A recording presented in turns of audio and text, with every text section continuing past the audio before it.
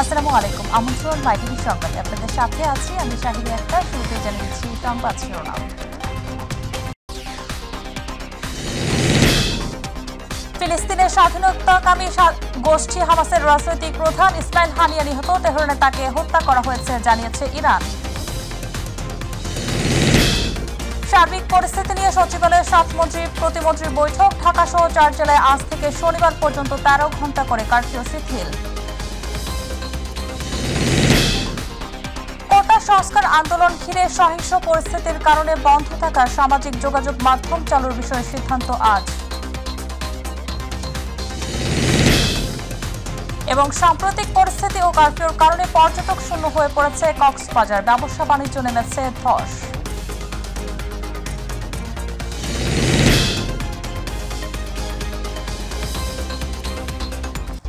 শুনছিলেন সংবাদ শিরোনাম, এবারে বিস্তারিত সংবাদ। ফিলিস্তিনের স্বাধীনতাকামী সশস্ত্র গোষ্ঠী হামাসের রাজনৈতিক প্রধান ইসমাইল হানিয়া নিহত হয়েছে। ইরানের রাজধানী তেহরানে তাকে হত্যা করা হয়েছে। ইরানের Islamic revolutionary guards corps IRGC এক বিবৃতিতে জানিয়েছে, হানিয়া যে ভবনে অবস্থান করছিলেন সেখানে হামলা চালানো হয়। এতে তিনি ও তার একজন দেহরক্ষী নিহত হন। বিবৃতিতে তার বলা হয়েছে, মঙ্গলবার ইরানের প্রেসিডেন্ট মাসুদ পেজেশকিয়ানের শপথ অনুষ্ঠানে যোগ দেওয়ার জন্য হানিয়া তেহরানে গিয়েছিলেন। মঙ্গলবার রাজধানী তেহরানে পার্লামেন্ট ভবনে দেশি বিদেশি বহু অতিথির সামনে প্রজাতন্ত্রের 9ম প্রেসিডেন্ট হিসেবে শপথ নেন তিনি। অনুষ্ঠানের পর প্রেসিডেন্ট পেজেশকিয়ানের সঙ্গে দেখা করেন হামাস নেতা ইসমাইল হানিয়া।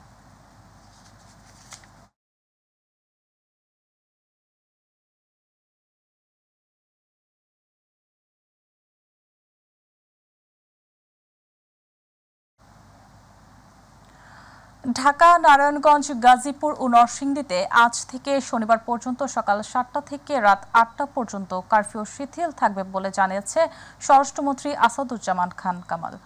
মঙ্গলবার সন্ধ্যায় স্বরাষ্ট্র মন্ত্রণালয়ের সভাকক্ষে 7 মন্ত্রী, 4 সচিব ও আইনশৃঙ্খলা বাহিনীর শীর্ষ কর্মকর্তাদের সঙ্গে বৈঠক শেষে সাংবাদিকদের এ তথ্য জানান তিনি। এ সময় শিক্ষামন্ত্রী বলেন, পরিস্থিতি বুঝে ধাপে ধাপে খুলবে শিক্ষা প্রতিষ্ঠান। রাকিব হাসানের রিপোর্ট। দেশে বিদ্যমান পরিস্থিতি নিয়ে স্বরাষ্ট্র মন্ত্রণালয়ের সভাকক্ষে মন্ত্রী পরিষদের 7 জন সদস্য, কয়েকজন সচিব সহ আইনশৃঙ্খলা বাহিনীর প্রধানদের নিয়ে বৈঠক করেন স্বরাষ্ট্রমন্ত্রী আসাদুজ্জামান খান কামাল। বৈঠক শেষে তিনি জানান, ধীরে ধীরে পরিস্থিতি স্বাভাবিক হওয়ায় ঢাকা, নারায়ণগঞ্জ, গাজীপুর ও নরসিংদীতে বুধবার থেকে শনিবার সকাল 7টা থেকে 8টা পর্যন্ত শিথিল করা হয়েছে কারফিউ। মানে সারা বাংলাদেশেই পরিস্থিতি ধীরে ধীরে স্বাভাবিক হয়ে আসছে এবং স্বাভাবিক হয়ে যাওয়ার কারণেই আমরা আমাদের যে সন্দেহ আইন যেটা আমাদের ছিল সেইটাও আমরা আরো কিছু পরিবর্তন করার আমরা সিদ্ধান্ত নিয়েছি। আমরা আগামী বুধবার হতে শনিবার পর্যন্ত সকাল 7টা হতে রাত 8টা পর্যন্ত সন্ধ্যা আইন কিংবা কারফিউ শিথিল থাকবে। আমি আপনাদের মাধ্যমে সবাইকে অনুরোধ করব, সবাই যেন এই সন্ধ্যা আইনটি মেনে চলেন।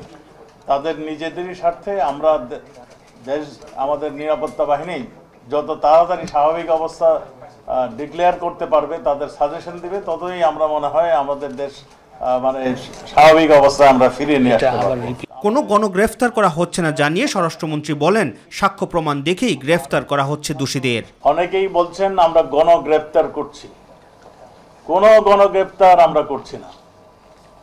আমাদের যেভাবে এমন কোনো জেলা নাই যেখানে তারা এই ধ্বংস না করলেও তারা মানে নানান ধরনের এই অবস্টাকল ক্রিয়েট করেছেন। এ সময় আইনমন্ত্রী জানান, হত্যাকাণ্ডের তদন্তে গঠিত কমিটির আকার বৃদ্ধি করা হবে।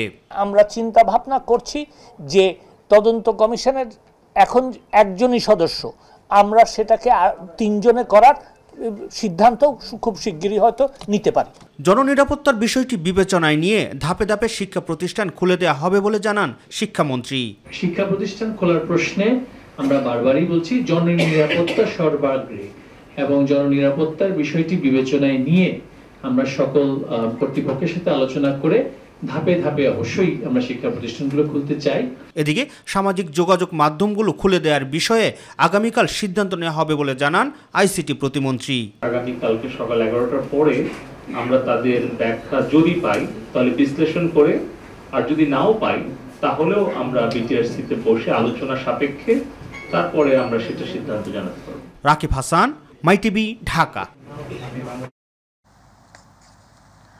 কোটা সংস্কার আন্দোলন ঘিরে সহিংস পরিস্থিতির কারণে দেশে বন্ধ থাকা ফেসবুক, টিকটক সহ সামাজিক যোগাযোগ মাধ্যম চালুর বিষয়ে আজ সিদ্ধান্ত হতে পারে। রাজধানী বিটিআরসি ভবনে দুপুরে সামাজিক যোগাযোগ মাধ্যমের প্রতিনিধিদের সঙ্গে বৈঠকের পর এ বিষয়ে বিস্তারিত জানাবেন তথ্য জানান ডাক ও টেলিযোগাযোগ প্রতিমন্ত্রী জুনাইদ আহমেদ পলক। এর আগে প্রতিমন্ত্রী জানিয়েছিলেন টিকটক, ইউটিউব ও ফেসবুকের কাছে একটি ব্যাখ্যা চাওয়া হয়। এরই মধ্যে টিকটক আনুষ্ঠানিকভাবে উপস্থিত হয়ে মৌখিক ও লিখিতভাবে জবাব দেওয়ার কথা জানিয়েছে। এছাড়া ফেসবুক ও ইউটিউবকে বিটিআরসিতে উপস্থিত হয়ে আজ ব্যাখ্যা দিতে চিঠি দেওয়া হয়েছে।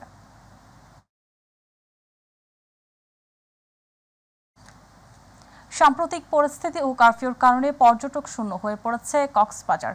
পর্যটন না থাকায় পর্যটন নির্ভর ব্যবসা বাণিজ্য নেমেছে ধস। চলমান অবস্থায় প্রায় 300 কোটি টাকার আর্থিক ক্ষতি হতে পারে বলে অনুমান করেছে পর্যটন সংশ্লিষ্টরা।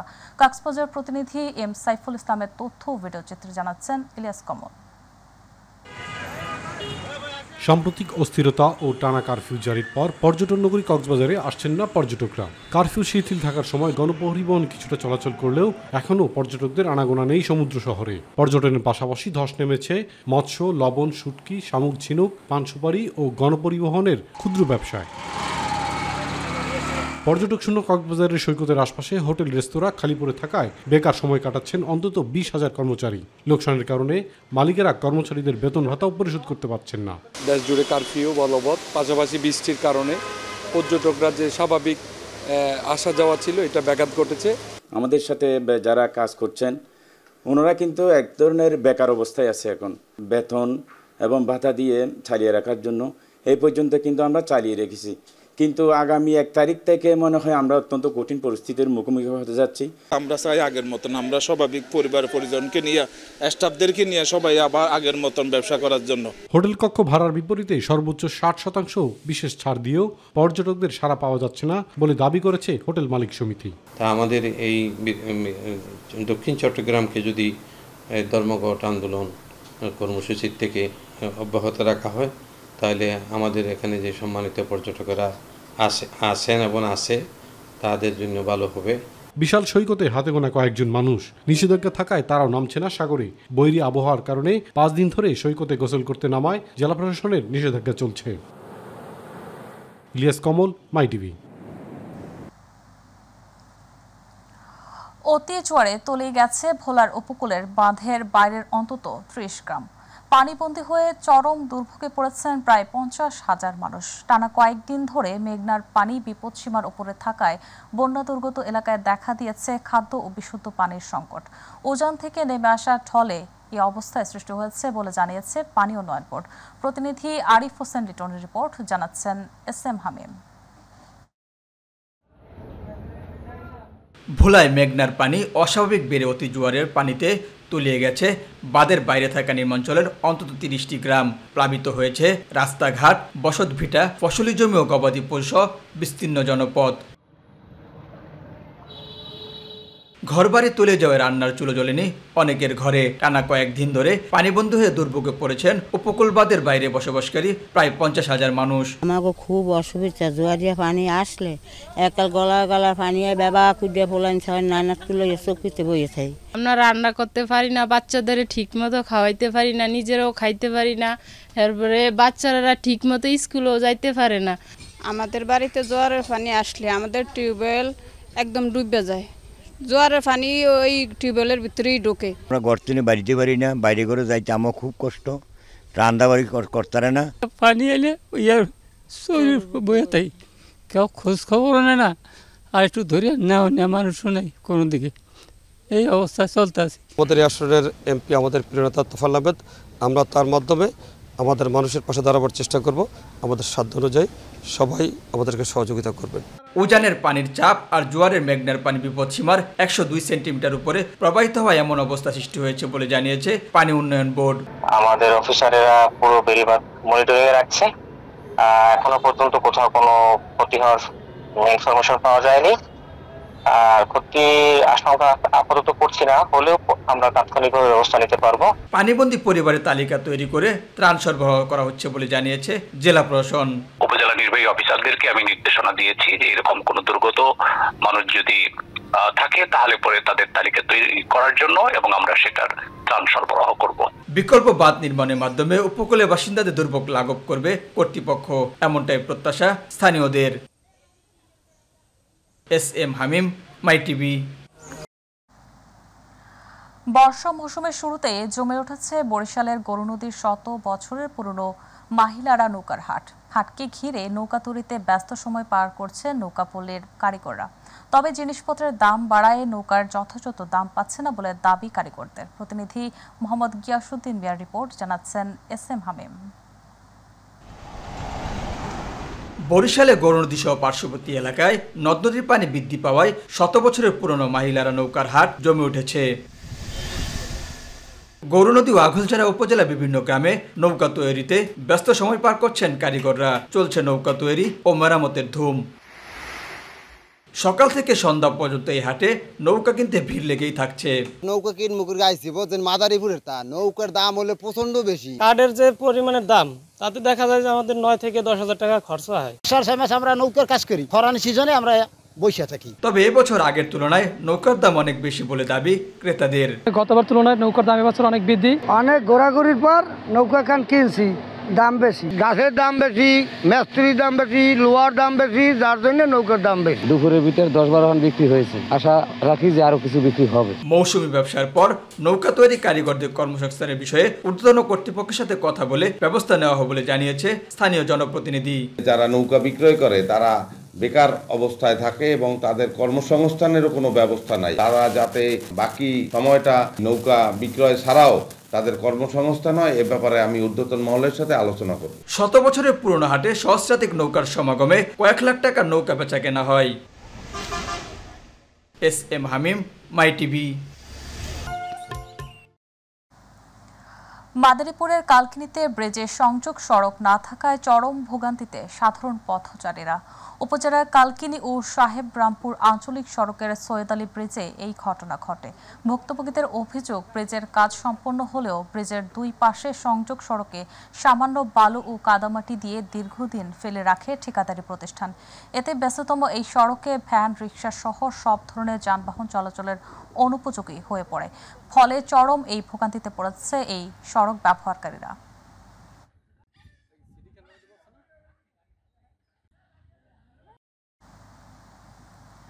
কোটা সংস্কার আন্দোলন ঘিরে সহিংসতায় নিহতদের স্মরণে রাষ্ট্রীয় শোক উপলক্ষে ও শেরপুরে শোক র্যালি ও দোয়া মাহফিল করেছে আওয়ামী লীগ। মঙ্গলবার দুপুরে শহরের নিউ মার্কেট থেকে জেলা আওয়ামী লীগ সাধারণ সম্পাদক MP সানোয়ার হোসেন সানুর নেতৃত্বে একটি শোক র্যালি শহর প্রদক্ষিণ করে। পরে নিউ মার্কেট পায়রা চত্বরে সংক্ষিপ্ত আলোচনা সভায় জেলা পরিষদ চেয়ারম্যান হুমায়ুন কবির রুমান, উপজেলা পরিষদ চেয়ারম্যান মোহাম্মদ রফিকুল ইসলাম বক্তব্য রাখেন।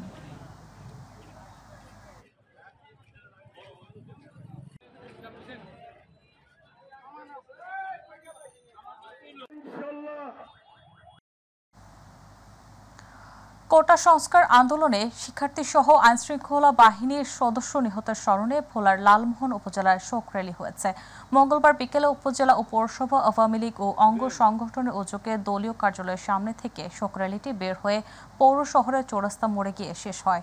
অন্যদিকে দেশব্যাপী বিএনপি জামাতের সন্ত্রাসী কর্মকাণ্ডের প্রতিবাদে চৌরাস্তার মোড়ে সংক্ষিপ্ত আলোচনা সভা হয়। এ সময় লালমোহন পৌরসভার মেয়র হাজী ইমদাদুল হক তুহিন, উপজেলা আওয়ামী লীগের সাধারণ সম্পাদক ফখরুল আলম হাওলাদার সহ অন্যান্য নেতাকর্মী উপস্থিত ছিলেন।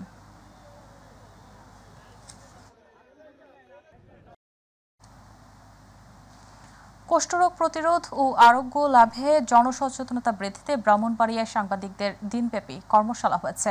প্রেস ক্লাব মিলনায়তনে সিভিল সার্জন কার্যালয়ের সহযোগিতায় ও এনজিও সংস্থা প্রয়াসের আয়োজনে এই কর্মশালা হয়। এতে কুষ্ঠরোগের বিভিন্ন বিষয় নিয়ে আলোচনা করেন সিভিল সার্জন কার্যালয়ের district surveillance medical officer Mofizul Islam Firoz. কর্মশালায় ব্রাহ্মণবাড়িয়া প্রেস ক্লাবের ভারপ্রাপ্ত সভাপতি মোহাম্মদ জসিমউদ্দিন, সাধারণ সম্পাদক বাহারুল ইসলাম মোল্লা, সিভিল সার্জন কার্যালয়ের technical support officer Jewel Khiam, field facilitator Mohammad Ariful Rahman উপস্থিত ছিলেন।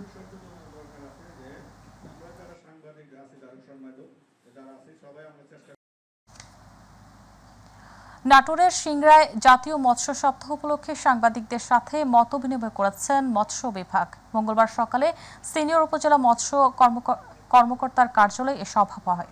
উপজেলা প্রশাসন ও উপজেলা মৎস্য বিভাগের আয়োজনে মতবিনিময় সভায় বক্তব্য রাখেন সিনিয়র উপজেলা মৎস্য কর্মকর্তা শাহাদাত হোসেন। তিনি চলন বিলের জীববৈচিত্র্য রক্ষা, মৎস্য সম্পদ রক্ষা, চায়না জাল দিয়ে নির্বিচারে পোনা মাছ নিধন রোধে সকলের সহযোগিতা কামনা করেন। এ সময় উপস্থিত ছিলেন উপজেলার বিভিন্ন গণমাধ্যমের সাংবাদিকবৃন্দ।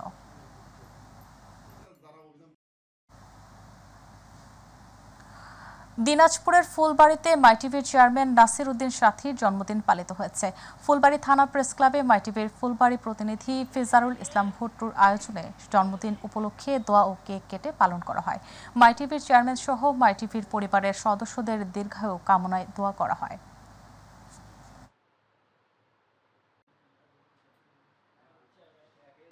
সংবাদের শেষ প্রান্তে আমরা যাবার আগে শিরোনামগুলো জানিয়ে দিচ্ছি আরও একবার। ফিলিস্তিনের স্বাধীনতাকামী গোষ্ঠী হামাসের রাজনৈতিক প্রধান ইসমাইল হানিয়া নিহত, তেহরানে তাকে হত্যা করা হয়েছে জানিয়েছে ইরান। সার্বিক পরিস্থিতি নিয়ে সচিবালয়ের 7 মন্ত্রী প্রতিমন্ত্রীর বৈঠক। ঢাকা সহ 4 জেলায় আজ থেকে শনিবার পর্যন্ত 13 ঘণ্টা করে কারফিউ শিথিল। কোটা সংস্কার আন্দোলন ঘিরে সহিংস পরিস্থিতির কারণে বন্ধ থাকা সামাজিক যোগাযোগ মাধ্যম চালুর বিষয়ে সিদ্ধান্ত আজ।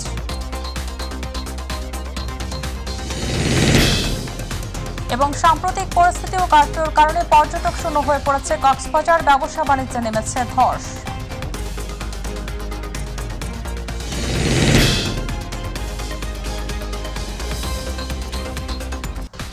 সঙ্গে থাকার জন্য ধন্যবাদ। এছাড়া ইউটিউবে মাইটিভি সংবাদ পেতে ভিজিট করুন youtube/mytvbd নিউজ এবং আমাদের অনুষ্ঠান দেখতে ভিজিট করুন youtube/mytvbangla, facebook/mytvbangla। পরবর্তী সংবাদ দেখার আমন্ত্রণ জানিয়ে বিদায় নিচ্ছি। আল্লাহ হাফেজ।